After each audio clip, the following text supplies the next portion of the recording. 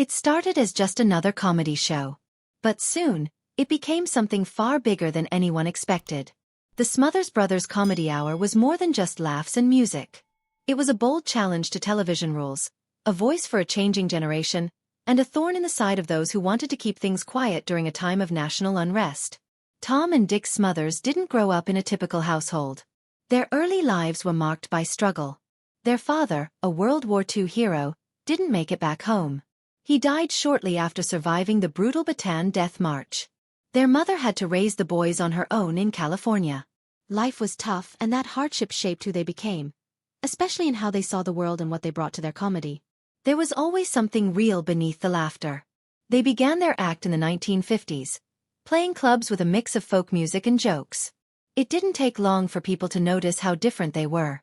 Instead of simple punchlines, their act was based on the natural teasing that only siblings can get away with. Tom played the silly one, often confused and innocent.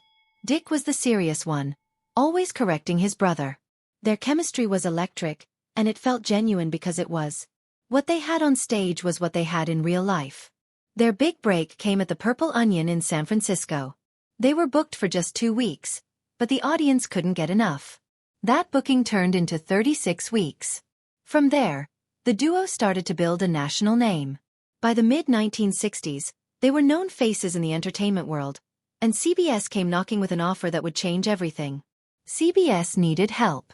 They were losing the ratings war on Sunday nights, especially against NBC's hit show Bonanza. So they turned to the Smothers Brothers, hoping their fresh energy would draw in younger viewers. The show premiered in February 1967, and what followed was something no one saw coming. At first glance, the Smothers Brothers Comedy Hour seemed like any other variety show. It had music, skits, and jokes. But quickly, people began to notice that this show was not afraid. It talked about real issues, things that most other shows avoided. War, politics, racism, and protests were not just part of the world outside, they were part of the show. The key to all of this was Tom Smothers.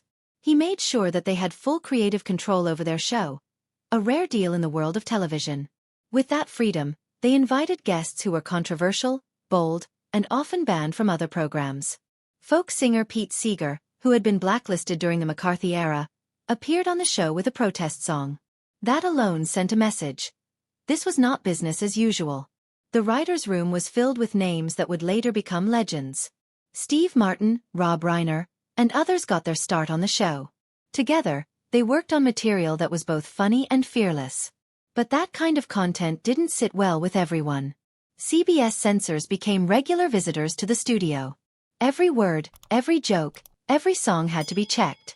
And still, the Smothers Brothers found clever ways to slip messages past them. Sometimes, they even made fun of the censorship itself, turning the situation into part of the comedy. One night in 1967, something happened that symbolized just how unpredictable the show had become.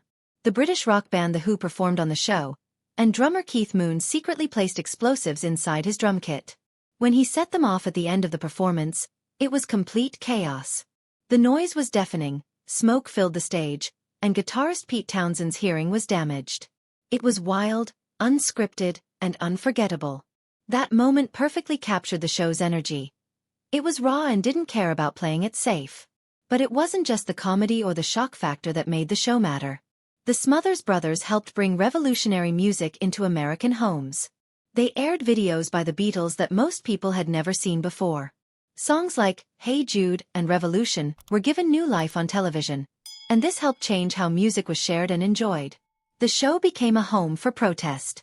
Artists like Jefferson Airplane, Buffalo Springfield, and Joan Baez used their time on the program to speak about nuclear war, civil rights, and the draft. These weren't light topics.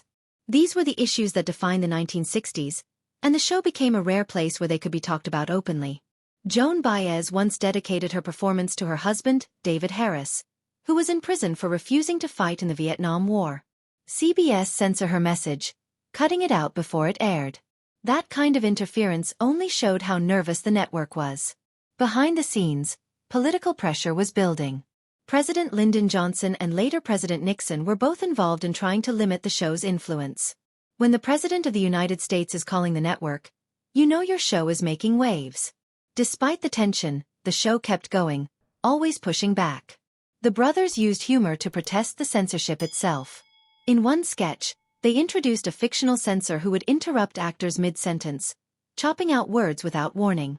It was clever, but it also made a serious point about how much control the network was trying to take. As the show grew more bold, the pressure from CBS grew more intense. Sponsors began to pull out. Companies like Ford and Procter & Gamble didn't want their ads next to anti-war songs or jokes about government leaders. The network started demanding that scripts be submitted weeks in advance and that tapings be done early to allow time for edits. It became harder and harder to keep the show's original spirit alive. Then, in 1969, CBS pulled the plug. They claimed the Smothers Brothers missed deadlines and broke contracts. But many believed that was just an excuse. The real reason, it seemed, was that the show had become too powerful, too honest, and too willing to speak out. The cancellation sparked outrage. Fans, newspapers, and even fellow entertainers spoke out in defense of the show. But even though it ended, the legacy of the Smothers Brothers Comedy Hour didn't disappear. It helped change the way people saw television. It proved that a comedy show could be more than just silly skits and funny faces. It could say something real. It could challenge ideas. It could make people think, not just laugh. The impact could be seen in the years that followed. Shows like Saturday Night Live and All in the Family took that same bold approach, using humor to deal with real issues. And many of the writers and performers from the Smothers Brothers show went on to become major voices in comedy and television. The seeds that were planted in that short 3-year run continued to grow for decades. Musically, the show opened doors. It brought bands and singers into homes that might never have heard them otherwise. It helped break down the wall between mainstream TV and counterculture music. For a generation that felt like they weren't being heard, the Smothers Brothers gave them a voice. What made it all so special was how it balanced humor and meaning. It wasn't preachy. It didn't lecture. It just presented things as they were, with a smile, a song, and a wink. And sometimes, that made the message even stronger. Looking back, it's clear why the Smothers Brothers Comedy Hour remains such an important part of television history. At a time when speaking out came with real risks, they didn't back down.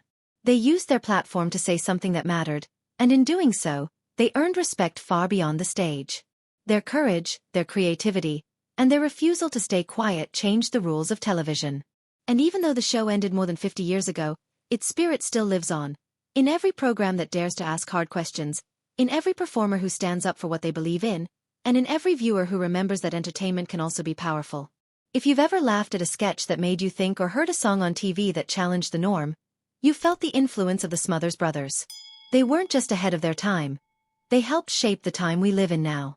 If you enjoyed this story and want to hear more about the real people, shows, and moments that changed entertainment forever, make sure you hit that button to stay updated. And don't forget to share your thoughts in the comments. We always want to hear what you think.